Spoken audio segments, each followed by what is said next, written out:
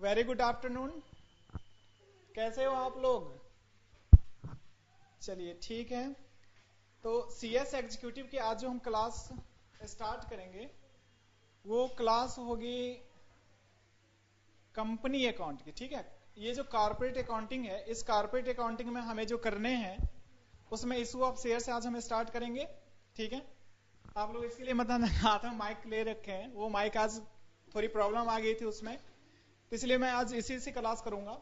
और ठीक है, लिख करके हम आपको समझाएंगे भी अच्छे से। तो सबसे पहला चैप्टर आज हम करेंगे कारपोरेट अकाउंटिंग के इशू ऑफ शेयर। कौन सा है ये चैप्टर? Issue of share. ये हमारे पहले चैप्टर है।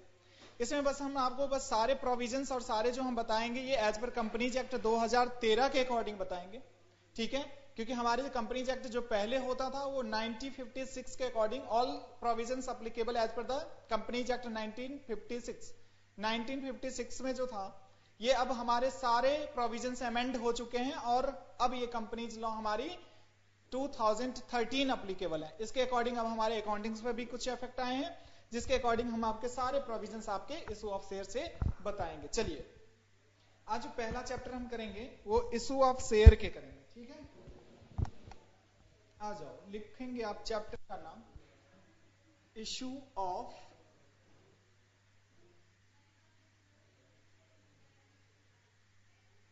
शेयर।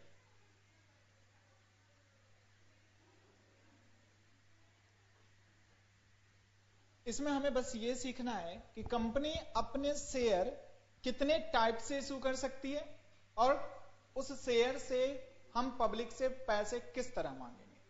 ठीक है, अगर किसी पब्लिक ने डिफॉल्ट कर दिया तो उसकी शेयर को फिर हम जब्त, दैट मींस फोरफिटेड किस तरह करेंगे और फोरफिटेड करके फिर दोबारा से इसे री इशू किस तरह से करेंगे। ठीक है, आइए सबसे पहले हम लिखेंगे कि किसी भी कंपनी के पास जो मैक्सिमम कैपिटल है, हम अपने टाइप्स ऑफ कैपिटल के बारे में बात करें। Types of capital of the company.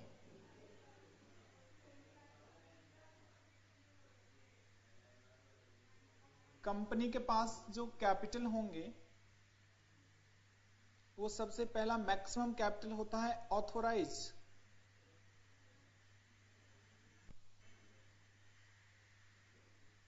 Also known as registered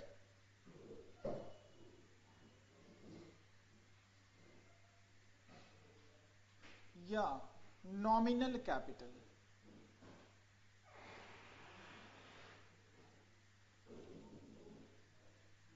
The maximum capital of the company is authorized, which is also known as registered and nominal capital of the company. एक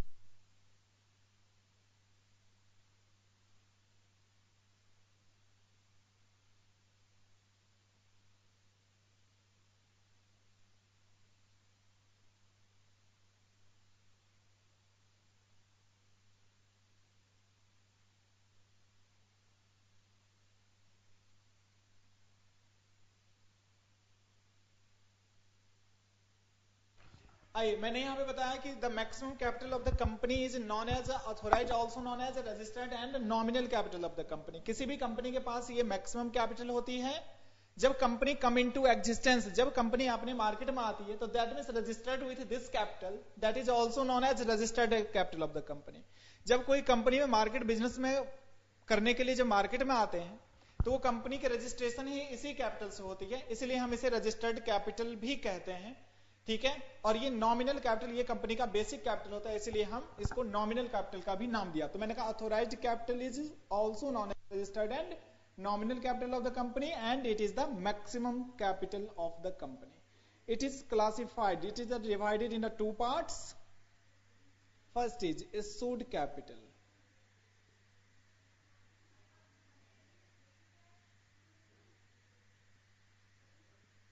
and next is say that unissued.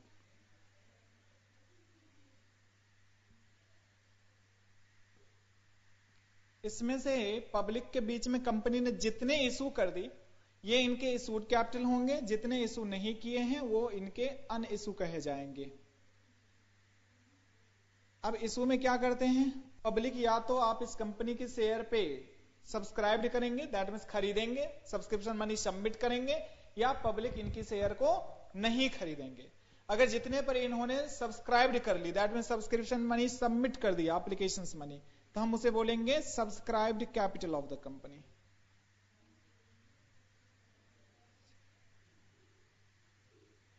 Subscribed capital. और जितने ने public ने subscription money submit नहीं करी, that means वो क्या है आपके अनसब्सक्राइब्ड।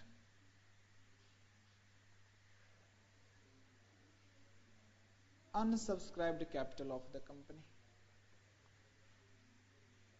अब सिंपल सी बात है, पब्लिक जिनसे जितने आपके शेयर खरीदा है, जितने पे आपको एप्लीकेशन मनी सबमिट करी है, तो अब कंपनी की बारी बनती है उनसे कॉल मनी मांगे, दैट मीन्स कॉल मनी मतलब पैसे मांगे।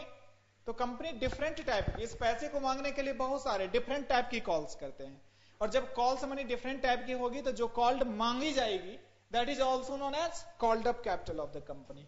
आप इसे लिखेंगे कॉल्ड अप कैपिटल, ठीक है। और जितने पे कॉल मनी आपने नहीं मंगवाया, it is also known as uncalled capital. Uncalled capital. जितने पे कॉल मनी आपने मांगा है, तो अब ये डिपेंड करते हैं आपके शेयर होल्डर्स पे कि ये या तो पेमेंट करेंगे तो उसे हम बोलेंगे पेड अप कैपिटल। ये हमारा कौन सा कैपिटल हो गया? Paid up capital. और जितने पर पेमेंट नहीं करी उसने, वो हमारे हो जाएंगे unpaid capital. Unpaid, that is also known as calls in arrear. इसे एक और नाम से हम जानते हैं, इसी को हम बोलेंगे कॉल इन एरियर्स।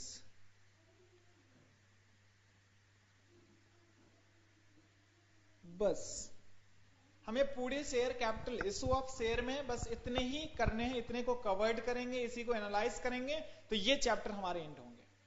मैंने इस चैप्टर में आपको बेसिकली बताया कि देखो, जब maximum capital of the company is the authorized, which is also known as registered and nominal capital of the company. अब this capital issued to the public, that is called issued capital। यानी कि ये capital अगर हम अपने public के बीच में company issue करती है, इसी में से कुछ पार्ट जितने भी इशू करते हैं, इसे हम क्या बोलेंगे? Issued capital. अब जितने आपने इशू किया है उस पे क्या करेगी? पब्लिक आपके शेयर को खरीदेंगे। जितने पे अगर खरीद लिए हैं तो दैट मीन्स खरीदने का मतलब क्या? एप्लीकेशन मनी सबमिट करना। जितने पर उसने आपकी एप्लीकेशन मनी सबमिट करी है उसे आप बोलोगे subscribed capital of the company. अब जब पब्लिक ने आपके शेयर खरीदने के लिए आपके पास एप्लीकेशन मनी सबमिट करी है, तो सिंपल सी बात है, आप उनसे पैसे मांगोगे, और पैसे मांगने की कंडीशन को ही हम बोलते हैं कि हमने उनसे कॉल्ड करी, that is also known as called up capital of the company. जब आपने कॉल कर लिया, फिर अब क्या होगा? अब पब्लिक आपको पेमेंट की सारे कॉल्स मनी देंगे, तो जितने कॉल्स मनी तक वो पे कर चुके हैं that is called paid up capital of the company. और उसी में डिफॉल्ट अगर कर दिए तो that is also known as calls in arrears. अगर कोई पूछे आपसे कि how many types of a capital of the company, तो ये आपको सिर्फ लेफ्ट हैंड लेकर के बताने। There are the 5 types of a capital of the company. किसी भी कंपनी के पास ये 5 टाइप्स की कैपिटल होते हैं। कौन कौन सा? Authorised, issued, subscribed, called up and paid up. ध्यान रखेंगे, और इसकी डेफिनेशन कहीं से आपको लर्न नहीं करना, इसी से बना सकते हो। अब मेरे को बताओ मैक्सिमम कैपिटल क्या है? तो वो है authorised, registered and nominal, that also known as registered and nominal capital. अब मैं पूछूं आपसे what is the issued capital? Authorised की तो बड़ी सिंपल सी बात मीनिंग है कि authorised capital is the maximum capital of company, ठीक है। और जब इशू की बारी आएगी तो इशू में क्या बताएंगे? तो आप देखना है कि ये निकल के कहां से आए हैं, तो दैट इज द ऑथोराइज्ड से निकल के आ रहे हैं। तो आप सिंपल सी इसे बताओगे इशूड के बारे में कि issued capital is the part of authorised capital which is issued for a subscription, यानी कि जिसको हम सब्सक्रिप्शन के लिए इशू करते हैं। तो आपको देखना है कि निकल के कहां से आ रहे हैं और फिर जा कहां पे रहे हैं। तो आप सिंपल से उसी से डेफिनेशन क्रिएट कर सकते हो कि issued capital is the part of authorised which is issued to the public for a subscription. समझ में आ गया? कि इशूड कैपिटल हमारा पार्ट ऑफ ऑथोराइज्ड कैपिटल है जो पब्लिक के बीच में हम सब्सक्रिप्शन के लिए इशू करते हैं। उसके बाद मैं पूछूं कि आपकी सब्सक्राइब्ड क्या हो गई, तो सब्सक्राइब्ड सिंपल सी कहां से निकल के आ रहे हैं, इशूड कैपिटल से। तो डेफिनेशन यहीं से क्रिएट कर लो कि subscribed capital is the part of issued capital which is subscribed by the public, यानी कि सब्सक्राइब्ड हमारे पार्ट इशू कैपिटल की है जो पब्लिक द्वारा सब्सक्राइब्ड कर ली गई है, पब्लिक ने उसे खरीद लिया है। चलिए कॉल्ड अप के बारे में समझिए, कॉल्ड अप क्या है, तो आप देखो कॉल्ड अप कहां से निकल के आ रहे हैं, तो called up is the part of subscribed capital which is called by the company. बात समझ में आते हैं यहां तक कि called up capital subscribed capital की पार्ट है जो कंपनी द्वारा मंगवाई जाती है। इसी तरह आपने पेड अप की भी करना है which is paid by the public, sorry share holders, जिस पर पेमेंट शेयर होल्डर्स ने करी। तो इस तरह आप डेफिनेशन क्रिएट कर सकते हो खुद से, कोई बुक की लैंग्वेज रटने की जरूरत नहीं है आप लोगों को। चलिए आगे हम चले। इसी तरह अब हम इस पे आए टाइप्स ऑफ अ शेयर, इसे नोट डाउन कर लिए हैं आप लोग। हम यहां पे आते हैं टाइप्स ऑफ अ शेयर के बारे में बात करते हैं। Types of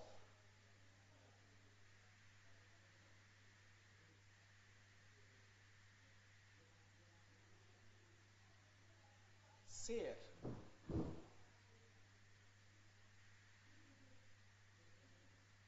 Share is the two types.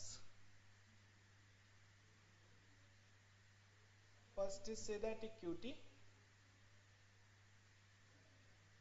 Next is say that preference.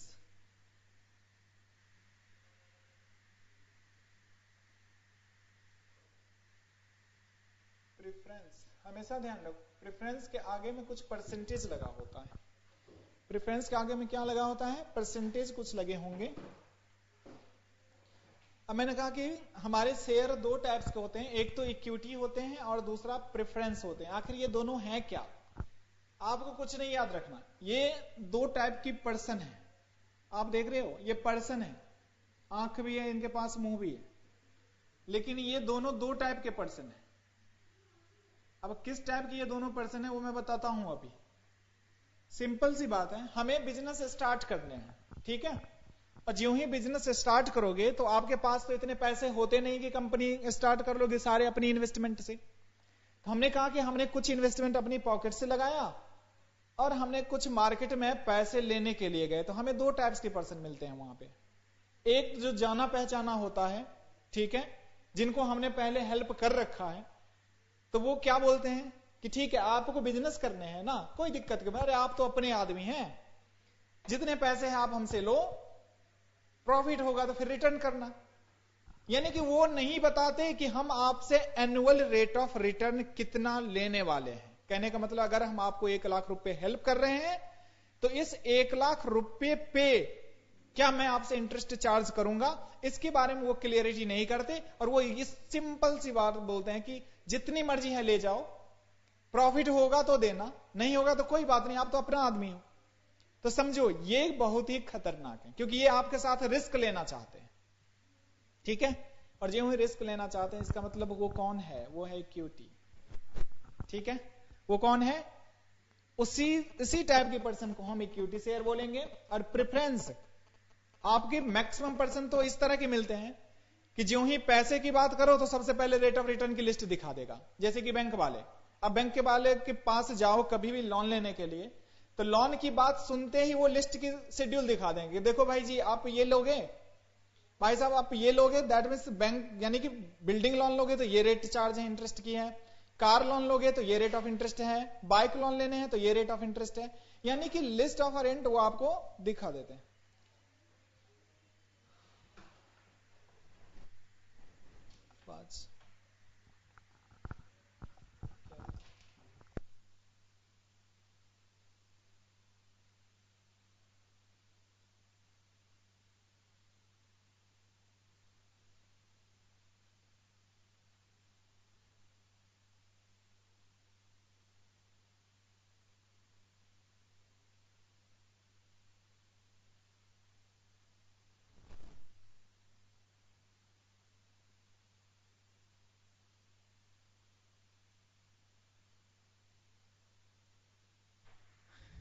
चलिए ठीक है, आ जाओ जी। तो हम कहां थे कि हमने ये बता रहा था कि अभी प्रेफरेंस और इक्विटी में डिफरेंस मैंने आपको बताया था, अभी ओरली बता रहा हूं और मैं कुछ रिटर्न भी करूंगा यहाँ पे।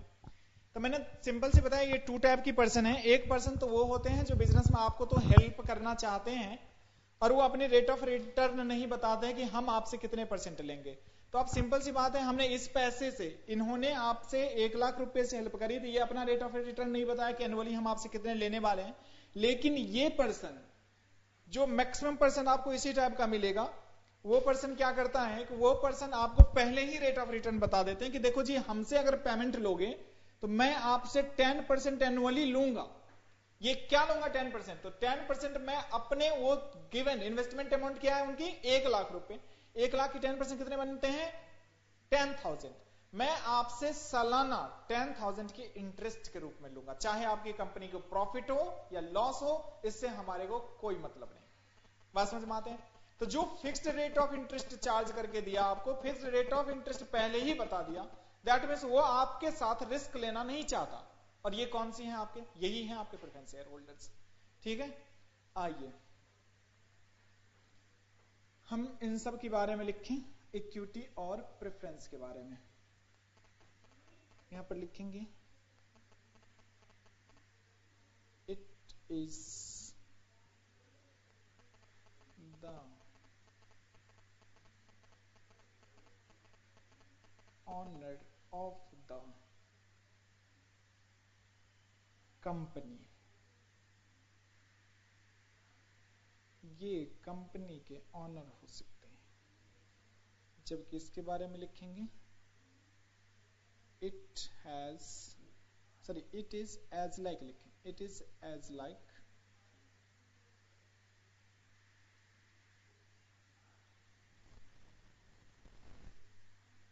क्रेडिटर्स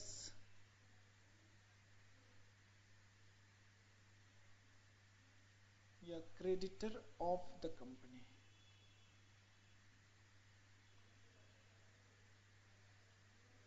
ये क्या है? तो कंपनी के क्रेडिटर के समान होते हैं।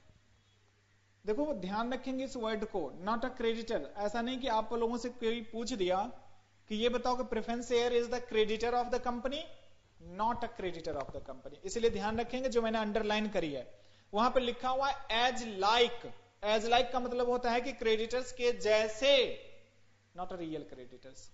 अगर ये रियल क्रेडिटर्स होता तो ये भी आपके करंट लायबिलिटीज में आते, ठीक है। लेकिन ये कहां पे आते हैं? तो शेयर होल्डर्स फंड में आते हैं, क्योंकि ये रियल क्रेडिटर्स नहीं है, क्रेडिटर्स के समान है। क्यों? क्योंकि जिस तरह क्रेडिटर्स को पेमेंट करना हमारे लिए रिस्पॉन्सिबिलिटी होती है, इसी तरह हम इनके लिए भी रिस्पॉन्सिबल होते हैं कि इनके ड्यू डेट पर, क्योंकि आपको कंपनी एक्ट ने राइट भी दे रखा है कि कोई भी रिडीमेबल डिवेंचर हो, सॉरी प्रेफरेंस शेयर हो, तो उसकी रिडम्पशन विद इन 20 ईयर्स कर देने हैं। चलिए, तो एज लाइक वाले वर्ड ध्यान रखेंगे, नॉट अ रियल क्रेडिटर्स। आएंगे आगे, it has not charged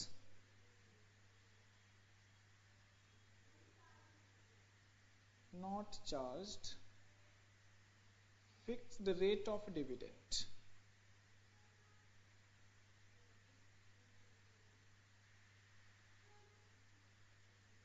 ये आपसे कभी भी fixed rate of dividend charge नहीं करता।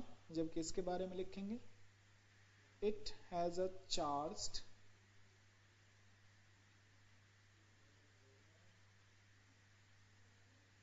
fixed rate of dividend।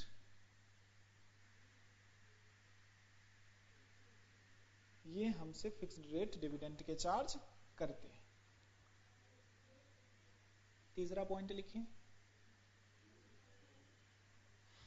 it has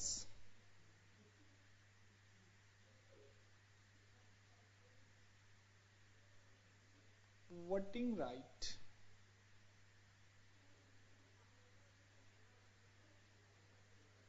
in the company। Company के पास वोटिंग राइट करने का अधिकार होता है, सॉरी इसके पास, इक्विटी के पास। जब इनके पास लिखेंगे it has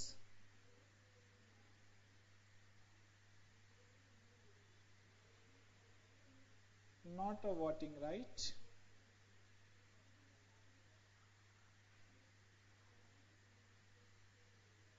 in the company,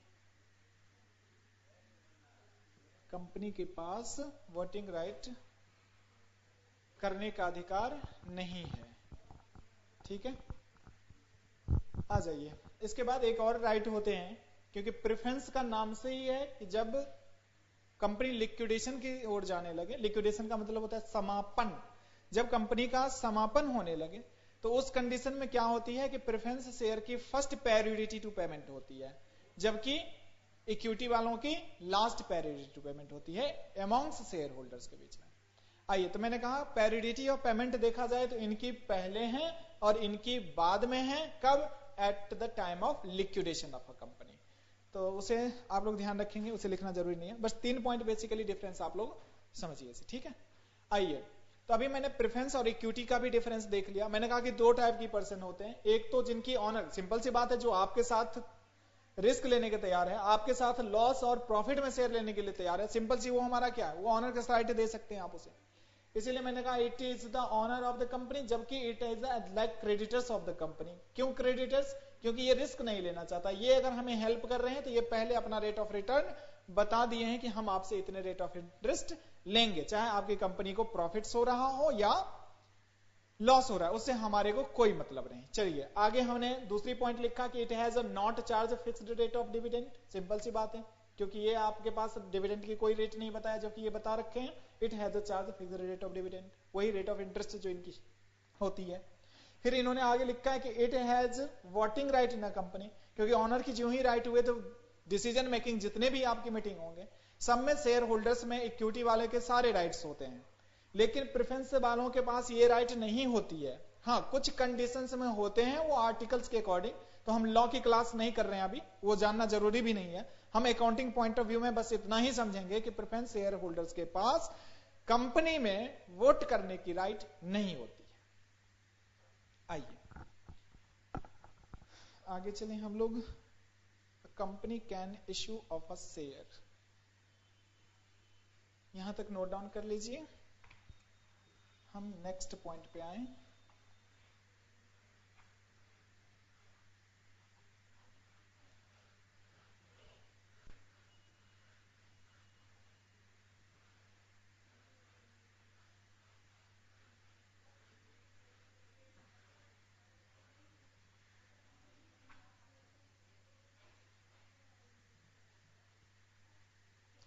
अगर यहां तक किन्हीं को क्वायरीज हैं तो अपनी क्वायरीज भेजेंगे हमें, ठीक है, ताकि मैं बीच में क्वायरीज ले सकूं आप लोगों को। चलिए आइए हम आए अब नेक्स्ट पॉइंट, और वो है अ कंपनी कैन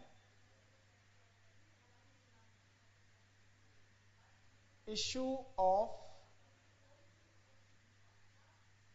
शेयर। एक कंपनी शेयर इश्यू कर सकती है। अब वो कितने टाइप से कर सकती है ये आप लोग हमें बताएं। एक कंपनी कितने टाइप से शेयर इश्यू कर सकती है? चलिए, a company can issue of a share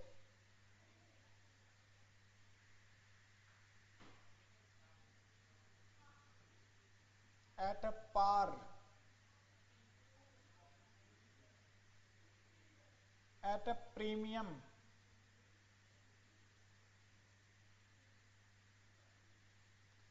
और थर्ड at a discount। लेकिन ध्यान रखें, इसे लिखने के बाद इसे कर देंगे आप लोग क्रॉस, क्योंकि कंपनी इसके अकॉर्डिंग शेयर इश्यू करते थे, अब करेंगे नहीं। क्यों?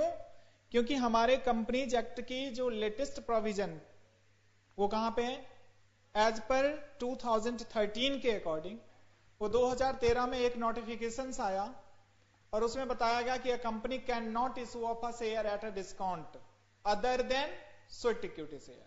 तो स्वेट इक्विटी शेयर में मतलब कि वो जो आप अपने एम्प्लॉई को देते हो, अपने जो भी देते हो, डायरेक्टर्स को देते हो, मैनेजमेंट को देते हो, यानी कि जो आप अपने इंटरनल शेयर इशू करते हो ना, उसको छोड़ करके आप fresh issue of a share discount पे नहीं कर सकते हैं। ठीक है, तो ध्यान रखेंगे डिस्काउंट पे अब शेयर इशू नहीं होगी, अब होंगे किस पे? तो पार पे और प्रीमियम पे। तो मैंने कहा कि एक शेयर की ये फेस वैल्यू है, face value also known as nominal value. अब nominal value of a share में अगर हमने ज्यादा पर इशू करी है तो उसी ज्यादा को हम बोलते हैं प्रीमियम, और ये लेने के बाद जो हमारी प्राइस बनती है वही हमारी शेयर की इशू प्राइस बनती है। वो शेयर का क्या बनता है? Issue price. अब एक कंपनी की एक शेयर की जो कॉस्ट दाम है वो प्राइस है 10 रुपए, उन्होंने प्लस इसमें किया नील, दैट मीन्स कुछ भी नहीं, और 10 रुपए की शेयर को इन्होंने 10 रुपए में ही इशू कर दी, तो इस इशू ऑफ अ शेयर को हम बोलेंगे कि कंपनी ने अपनी शेयर पार पे इशू करी। ठीक है, पार का मतलब समझ में आए कि जितने की आपके पास उसकी वैल्यू थी और उसी वैल्यू पे हमने पब्लिक के बीच में इशू कर दी, that means this issue of a share is called issue of share at a par. ठीक है, आइए उसके बाद हम नेक्स्ट आएंगे कि हम प्रीमियम पे किस तरह करेंगे। तो सिंपल सी बात है, हमारे पास फेस वैल्यू कितनी है शेयर की?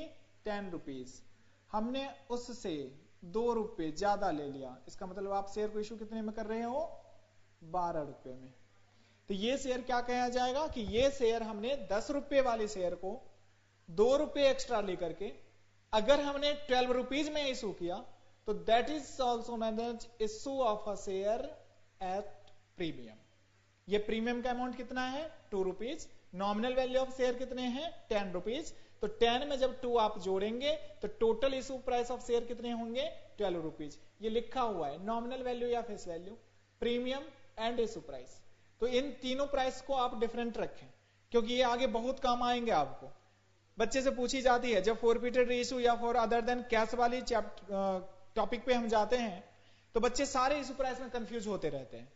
तो इशू प्राइस को आप ठीक से समझें। इशू प्राइस का मतलब वो प्राइस होती है जो आपने पब्लिक के बीच में दिया है, ऐसा नहीं कि वो आपके पास वैल्यू है। ठीक है, चलिए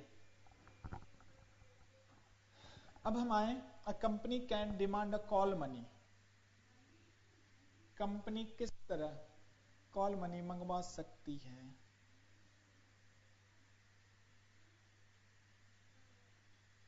कंपनी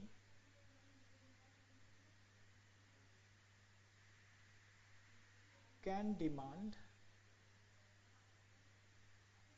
अ कॉल मनी।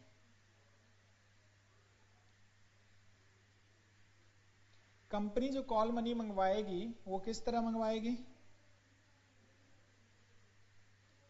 पहला लिखेंगे आप ऑन अ एप्लीकेशन।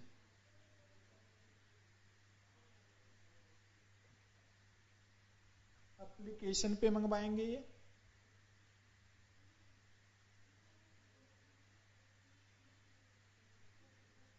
अलॉटमेंट पे मंगवाएंगे।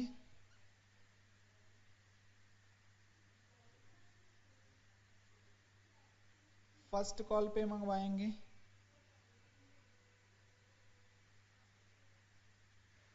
सेकंड एंड फाइनल कॉल पे मंगवाएंगे। तो ये बेसिकली मैंने 4 टाइप्स का लिखा। अब वो डिपेंड करते हैं आपके क्वेश्चंस में, कभी वो 2 कॉल में भी खत्म कर लेंगे, वो कभी बोलेंगे कि नहीं सारे पैसे हमें एक बार में ही चाहिए, तो वो अकॉर्डिंग टू क्वेश्चन हम डिसाइड करेंगे। ठीक है, फिलहाल हमने एक मैक्सिमम पॉसिबिलिटी मैंने 4th कॉल तक इनकी कर दी कि देखो एक एप्लीकेशन पे, देखो ये कुछ भी नहीं है, ये कंपनी, आप कंपनी समझो ही नहीं कि मैं कंपनी का चैप्टर पढ़ रहा हूं, आप इसे रिलेट कर लो अपने स्कूल कॉलेजेस से। ठीक है, अब मेरे को बताओ अगर आप लोगों ने CS में एडमिशन लिया होगा तो ऐसे थोड़ा ही हो गए होंगे। आपको पहले CS इंस्टीट्यूट की जो ब्रांच होंगे आपके एरिया में वहां पे गए होंगे आप, पहले उनकी एक एप्लीकेशन फॉर्म ली होगी। ठीक है, फिर वो फॉर्म को फिल ऑफ करके सबमिट कर दिए होंगे, फिर जाकर के आपको वहां पर एडमिशन फी लगी होगी। तो इस तरह की प्रोसेस भी कंपनी वाले करवाते हैं एक शेयर इशू करने के लिए। सिंपल सी बात है, आप मेरे को बताओ कि जब आप एडमिशंस लेने के लिए CS के इंस्टीट्यूट में गए थे तो सबसे पहले आपने क्या किया था? एक काउंटर लगा होगा, ठीक है, उस काउंटर के अंदर आपने हाथ डाल के उनको 100 रुपए की एप्लीकेशन फॉर्म की कॉस्ट दी होगी। और ज्यों ही 100 रुपये उनके हाथ में गए तब जाकर के वो एक प्रोस्पेक्टस निकाल करके आप लोगों के हाथ में दिया होगा। तो ध्यान रखो कि एप्लीकेशंस की फॉर्म पे तो कोई डिफॉल्टर हो ही नहीं सकता, क्योंकि सिंपल से मीनिंग है, क्योंकि बिना पैसे की एप्लीकेशन फॉर्म तो हमें मिलते ही नहीं है, चाहे वो आपके स्कूल कॉलेजेस की फॉर्म की हो या आपकी कंपनी के शेयर की एप्लीकेशन की फॉर्म हो। तो हमेशा ध्यान रखेंगे, ये चैप्टर हम पढ़ेंगे, आगे जाकर के हमें बहुत सारे डिफॉल्टर मिलेंगे। डिफॉल्टर मतलब पैसे लेके निकल लेगा वो, यानी कि भाग जाएगा। लेकिन ऐसा डिफॉल्टर कभी नहीं निकलेगा जो एप्लीकेशन के पैसे लेकर के भाग जाए। क्यों? क्योंकि सिंपल सी मीनिंग है, एप्लीकेशन पर डिफॉल्टर क्यों नहीं हो सकते? क्योंकि एप्लीकेशन पर पेमेंट पहले आ जाते हैं, चाहे ये कंपनी हो या स्कूल कॉलेजेस हो, एप्लीकेशन फॉर्म के पहले वो कहते हैं पैसे दो, फिर जाकर के मैं फॉर्म दूंगा।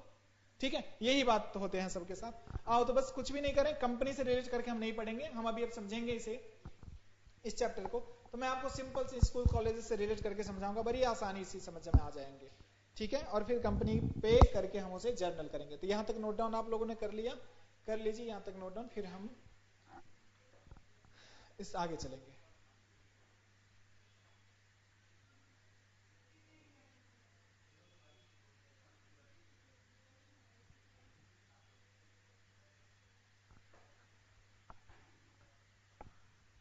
यहां तक अगर सब कोई क्लियर है तो हमें सेंड करें। ओके, अभी तक जितने कॉन्सेप्ट हमने किया है यहां पे, अगर यहां तक सबको समझ में आ गए हैं तो सारे बच्चे एक बार मैसेज करें हमें कि सर हाँ ओके ठीक है।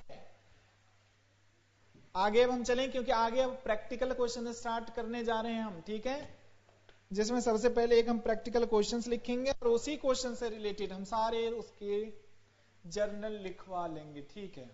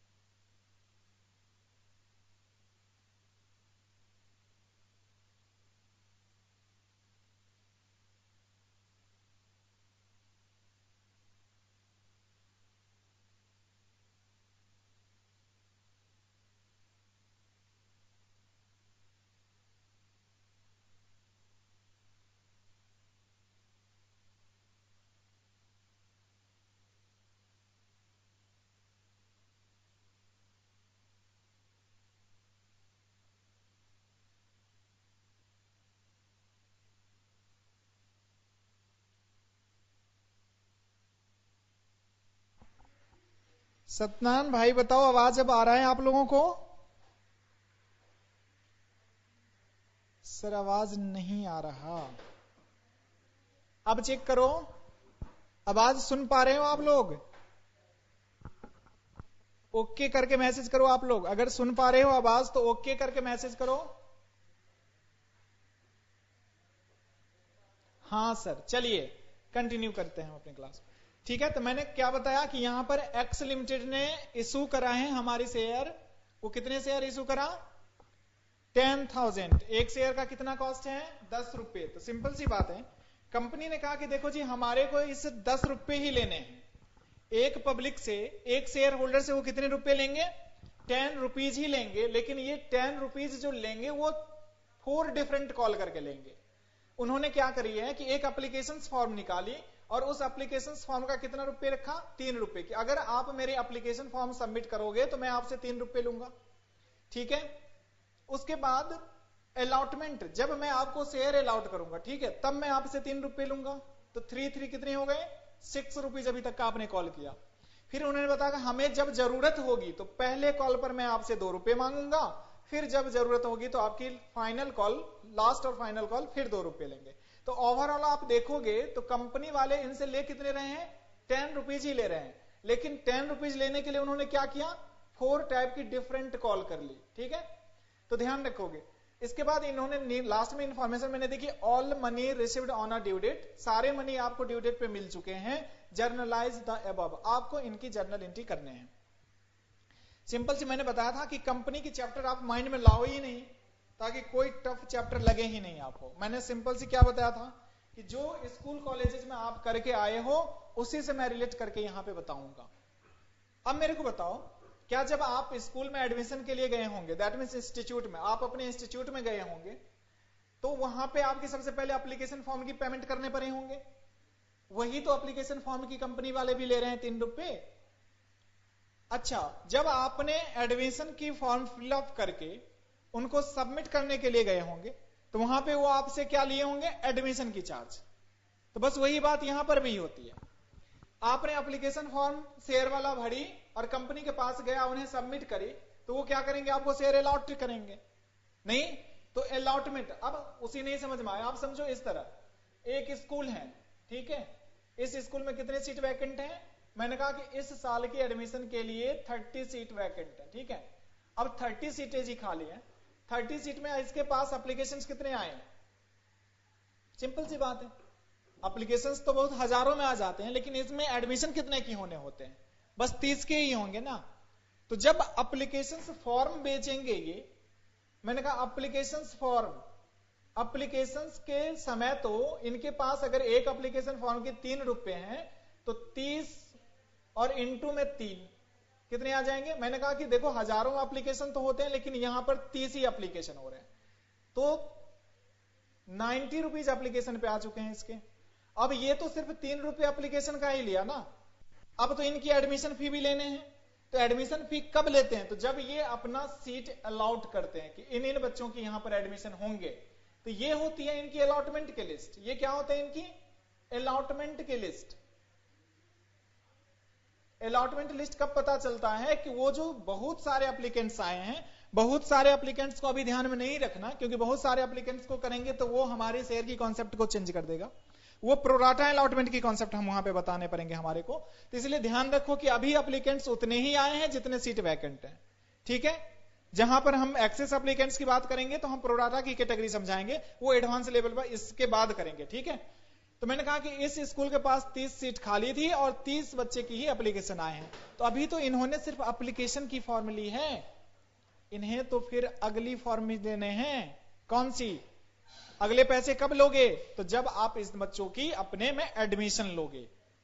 एडमिशन कब लोगे? तो जब आपकी लिस्ट में नाम आ जाएगा। आप जानते हो कट ऑफ लिस्ट निकलती है, और कट ऑफ लिस्ट में आपकी अगर नाम आ गए तो जाकर के आपके इस स्कूल में एडमिशन होंगे। तो मेरा समझाने का मतलब पॉइंट ऑफ व्यू यहां पर यह है कि देखो एप्लीकेशन पे तो 90 रुपए पहले आ चुके हैं कंपनी के पास, एप्लीकेशन पे तो कोई डिफॉल्टर नहीं कर सकता। अब रही बात जब कट ऑफ लिस्ट में नाम आ गए, तो नाम आने का मतलब क्या हुआ कि आपने जिसकी नाम उस कट ऑफ लिस्ट में दिए वो आपका क्या बन चुका, डेटर्स बन चुका। इसीलिए हमेशा ध्यान रखेंगे अलॉटमेंट के समय पहले हम ड्यू करेंगे। ड्यू करना मतलब क्या, हम पहले उनको डेटर्स बना लिए हैं, फिर वो घर से पैसे लेकर के आकर के हमारे पास एडमिशन लेंगे। तो अलॉटमेंट पर पेमेंट आए, पहले नहीं आए। क्यों नहीं आए, क्योंकि पहले हमने मांगने होते हैं, फिर जाकर के हमें पेमेंट मिलती है। तो बस हमारे यहां पर समझाने का मतलब यह है कि आपको सिर्फ यह ध्यान रखना है कि एप्लीकेशन के समय पहले कैश रिसीव्ड का एंट्री हम करेंगे और फिर उस कैश को कैपिटल में ट्रांसफर की एंट्री करेंगे। उसके बाद जितने भी कॉल करी गई है हमारे द्वारा, चाहे वो अलॉटमेंट का कॉल हो, फर्स्ट कॉल का हो या सेकंड कॉल का, पहले मांगने पड़ेंगे फिर जाकर के मिलेंगे। बात समझ में आते हैं यहां तक? हाँ सर समझ में आ गया। चलिए जी, तो आइए अब हम इसकी एंट्री को गोइंग ऑन करते हैं।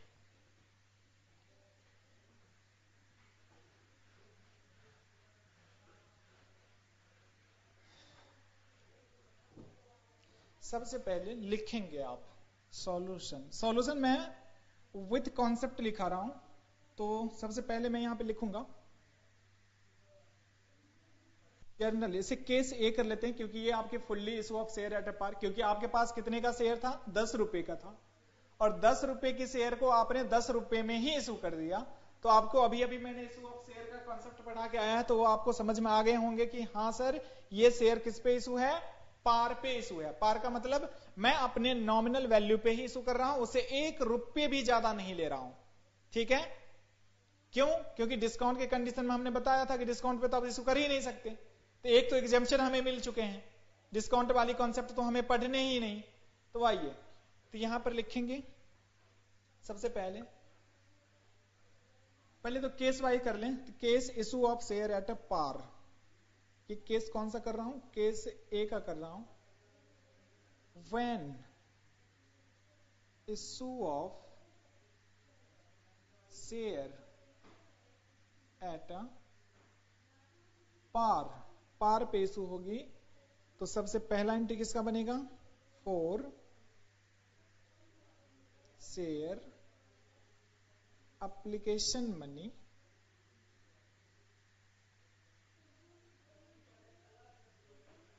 रिसीव्ड। जब आप शेयर के एप्लीकेशन मनी रिसीव्ड करोगे, रिसीव्ड करो मतलब एप्लीकेशन पे पैसे लोगे। लोगे तो क्या होगा, आप अकाउंटिंग रूल की बेसिक कॉन्सेप्ट पढ़ के आए होंगे। वहां पर क्या बताया जाता है कि पैसे आए, पैसे क्या हैं, एसेस्ट हैं, एसेस्ट बढ़ी तो डेबिट करो।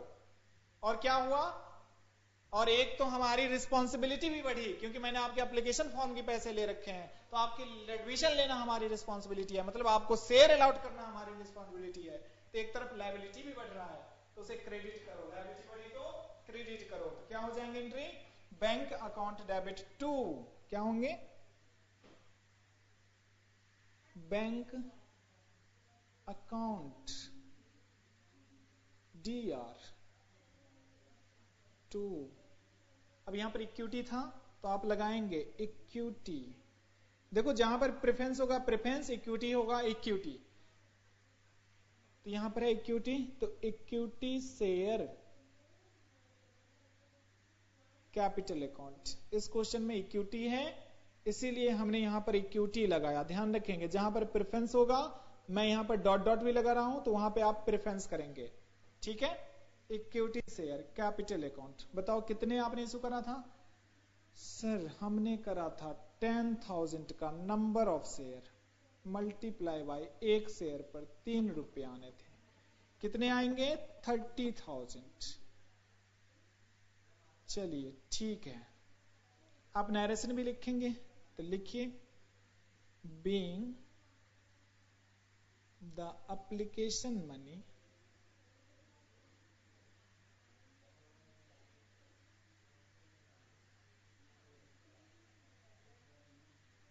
रिसीव्ड, हमने एप्लीकेशन मनी रिसीव्ड कर ली। चलिए नेक्स्ट एंट्री करें। नेक्स्ट क्या हो गया, जितने एप्लीकेशन पर पैसे आ चुके हैं वो हमारी पैसे अब क्या हो गए, कैपिटल। ध्यान रखेंगे वो पैसे हमारी अब पूंजी हो गई है। सिंपल सी इंस्टीट्यूट एक स्कूल की बात करोगे तो जितने एप्लीकेशन फॉर्म बिक चुके उतने उनकी संपत्ति बन चुकी, मतलब उनकी उनकी पूंजी बढ़ गई। बात समझ में आते हैं? हमने यहां पे लिखा, अभी एक डायग्राम बनाया था, मैंने कहा कि एक स्कूल के पास बस 30 सीटें हैं, लेकिन क्या उसके एप्लीकेशन फॉर्म 30 ही होते हैं? नहीं, एप्लीकेशन फॉर्म तो हजारों 2000 में वो बेच लेते हैं। लेकिन एप्लीकेशन जितने बिक चुकी है, क्या उन सब के एडमिशन हो जाएंगे? नहीं सर, सब बता रहे हैं कि नहीं सर, एडमिशन सिर्फ 30 की ही होंगे। तो क्या बाकी जिनके नहीं उनके एप्लीकेशन फॉर्म रिफंड करेंगे? नहीं करते हैं, लेकिन कंपनी वाले रिफंड करते हैं। इस बात को आप नॉलेज में रखेंगे और इसकी यूजेस हम आगे आपसे डिस्कस करेंगे। चलिए फिलहाल आइए, जितने एप्लीकेशन फॉर्म पे पैसे आ चुके हैं ये हमारे क्या हो चुके हैं? ये हमारे अब पूंजी बन चुके, जिसको हम कैपिटल में ट्रांसफर, सॉरी एक गलत है आप लोगों को, यहां पर इक्विटी शेयर एप्लीकेशन पे पैसे आए ना, कैपिटल की एंट्री नेक्स्ट में होंगे। ठीक है, यहां पर क्या करना है? Bank account debit to equity share application. अभी तो एप्लीकेशन पे पैसे आए हैं आपके, ठीक है, आप इसे एप्लीकेशंस करो, एप्लीकेशन अकाउंट। ठीक है, अब इस एप्लीकेशन की मनी को कम करेंगे और अपनी कैपिटल को बढ़ाएंगे। तो सेकेंड एंट्री करेंगे, 4 share application money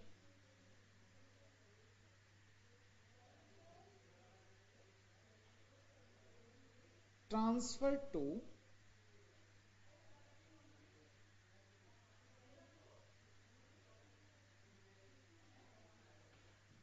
share capital account.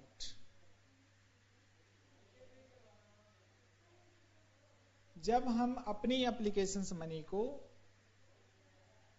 Capital में ट्रांसफर करेंगे तो क्या एंट्री होगा? तो अब इस एप्लीकेशंस को कम करिए और अपना पूंजी बढ़ाइए। क्या हो जाएंगे? Equity share application account debit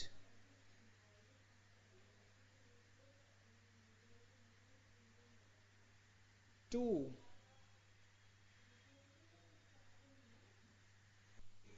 share capital account. क्या करने हैं आपको?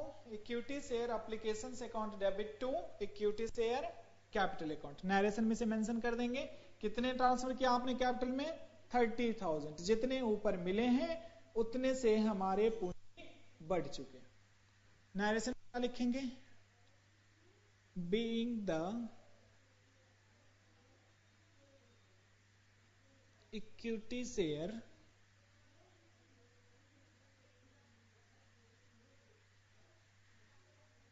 Application money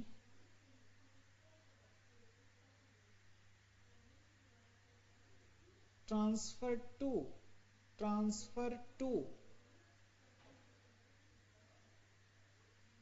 equity share capital account. Being the equity share application money transfer to equity share capital account. हमने अपनी इक्विटी शेयर की एप्लीकेशन मनी को कहां पर भेज दिया? अपने कैपिटल अकाउंट में।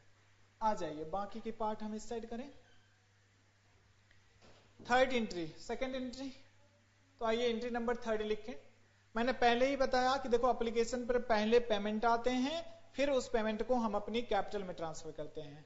उसके बाद जो भी कॉल करेंगे तो पहले पैसे आप मांगोगे और फिर उसके बाद आपको पेमेंट मिलेगी। ठीक है, तो इस बात को आप हर कॉल में ध्यान रखना है कि अब बैंक की एंट्री सेकंड बार करनी है, जबकि फर्स्ट टाइम हमें क्या करने हैं? उनसे कॉल करने हैं। ठीक है, आओ जी लिखते हैं। एंट्री नंबर 3 में लिखेंगे 4 share allotment money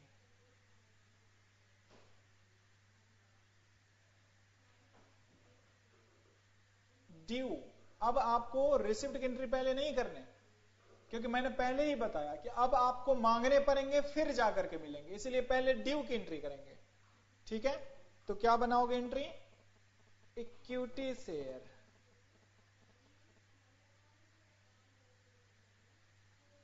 allotment account debit to equity share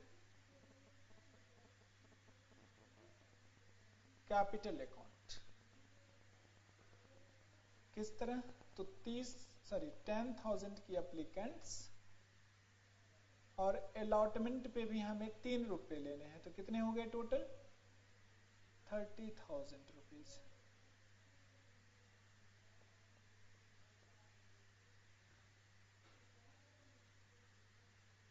being the equity share allotment money due. ये ड्यू क्यों हुआ?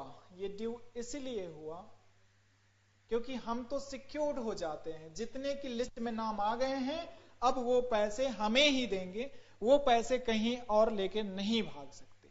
इसीलिए पहले हम क्या करते हैं, अपनी पूंजी बढ़ा लेते हैं, फिर जाकर के हम अपनी पेमेंट रिसीव करते हैं। आइए तो नेक्स्ट लिखेंगे, 4 share allotment money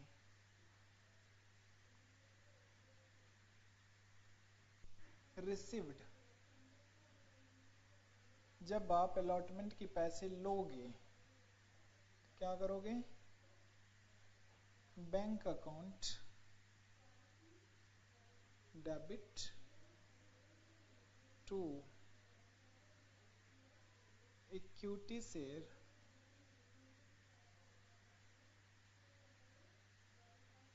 allotment account being the equity share allotment money received। हमने इक्विटी शेयर का अलॉटमेंट मनी रिसीव्ड कर लिया। इसका मतलब ये हुआ कि जिनसे आपने पैसे मांगे थे वो आपको पैसे दे चुके। हाँ सर समझ में आ गया, आगे चलिए। ठीक है, आपने कहा और मैंने नहीं चला, ऐसा हो ही नहीं सकता। आइए जी, अब आगे तो आप लोगों से भी हो जाएंगे, सब बता रहे हैं हाँ सर आगे हो जाएंगे, हो जाएंगे, कोई दिक्कत की बात नहीं, फिर भी करिए। आइए क्या करेंगे, अब हम क्या करेंगे, फर्स्ट कॉल के पैसे मांगेंगे। तो आ जाओ जी, फर्स्ट कॉल के पैसे मांगो। 4 शेयर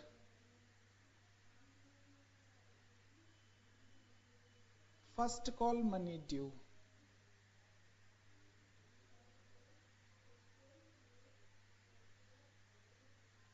जब हमने फर्स्ट कॉल की पैसे ड्यू करी तो क्या होगा एंट्री, इक्विटी शेयर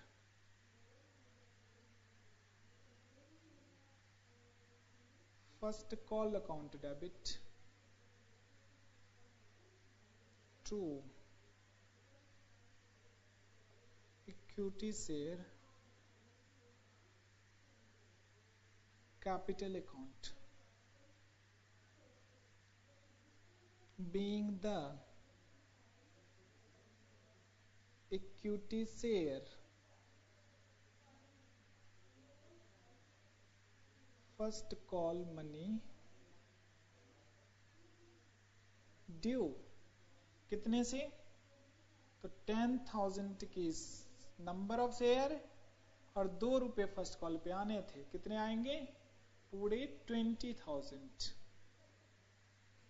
इसी तरह इसके भी पैसे हम रिसीव करेंगे, तो लिखेंगे 4 share first call money received. जब आप फर्स्ट कॉल पे पैसे लोगे तो क्या करोगे? बैंक बढ़ाओगे, bank account debit to equity share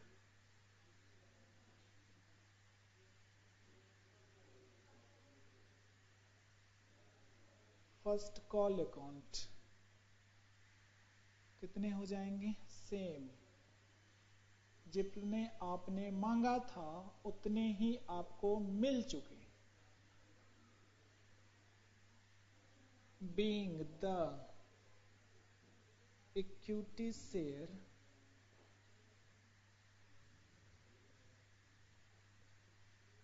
first call money received, ठीक है। सेवंथ करिए, लास्ट। जिस तरह फर्स्ट कॉल तक आप लोगों ने किया, अब हम इसकी लास्ट यानी कि फाइनल कॉल के पैसे मांगेंगे। तो फाइनल कॉल की लास्ट एंट्री करिए अब, 4 शेयर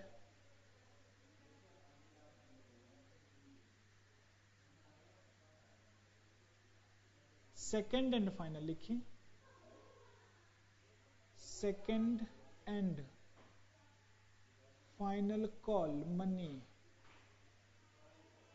ड्यू। बस लास्ट है।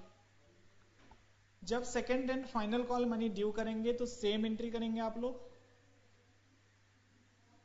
Equity share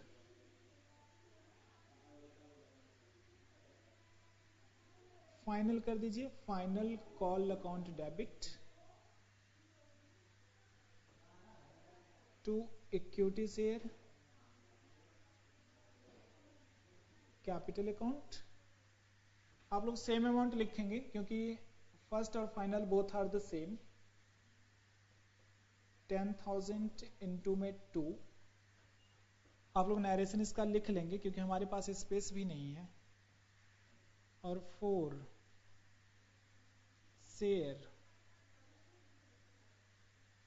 final call money received. जब आप रिसीव्ड करोगे तो bank account debit to equity share final call account. और कितने? Same amount